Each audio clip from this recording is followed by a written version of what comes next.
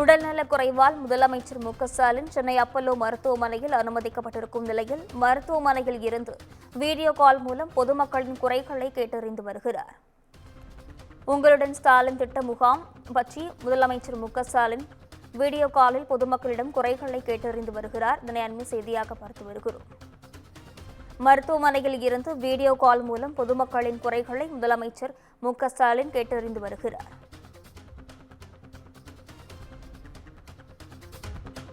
உங்களுடன் ஸ்டாலின் முகாமில் video call மூலம் முதலமைச்சர் மு.க.ஸ்டாலின் பொதுமக்களுடன் பேசியிருக்கிறார். இதனை அண்மை செய்தியாக பார்க்கிறோம். மருத்துவமனையில் இருந்து வீடியோ கால் மூலம் மக்களின் குறைகளை முதலமைச்சர் மு.க.ஸ்டாலின் கேட்டறிந்திருக்கிறார். உங்களுடன் ஸ்டாலின் முகாமில் வீடியோ கால் மூலம் முதலமைச்சர் மு.க.ஸ்டாலின் பொதுமக்களிடம் பேசியிருக்கிறார். இதனை அண்மை செய்தியாக பார்த்து வருகிறோம். சரி, அவங்களுக்கு அடிப்படை பிரச்சனை தீர்த்து வைக்கிறீங்களா? ப்ராப்ளம் இருக்கா? பண்ணி கொடுத்துருக்கோம் சார்.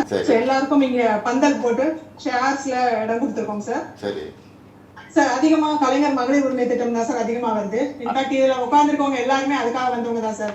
இதுக்கு அடுத்தது வந்து revenue department sir, patta transfer, income certificate, community certificate, அதுக்கப்புறம் வந்து சீஃப் மினிஸ்டர்ஸோட காம்ப்ரிஹென்சிவ் இன்சூரன்ஸ், அப்புறம் ரேஷன் கார்டுல நேம் ஆட் பண்றது, நேம் டெலீட் பண்றது, இதுக்கெல்லாம் வந்திருக்காங்க சார்.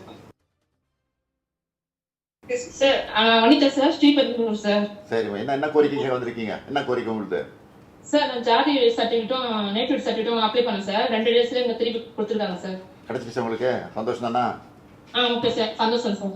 இது வரைக்கும் எத்தனை மனுக்கள் வந்திருக்கு?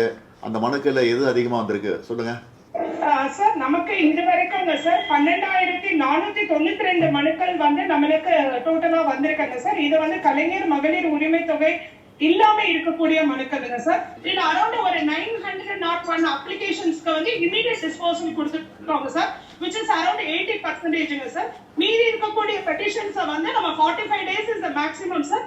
within 15 to 20 days நம்ம பெட்டிஷன்ஸ் வந்து என்கொயரி பண்ணிட்டு 99% நம்ம வந்து அப்ரூவல் கொடுத்துருவாங்க சார்.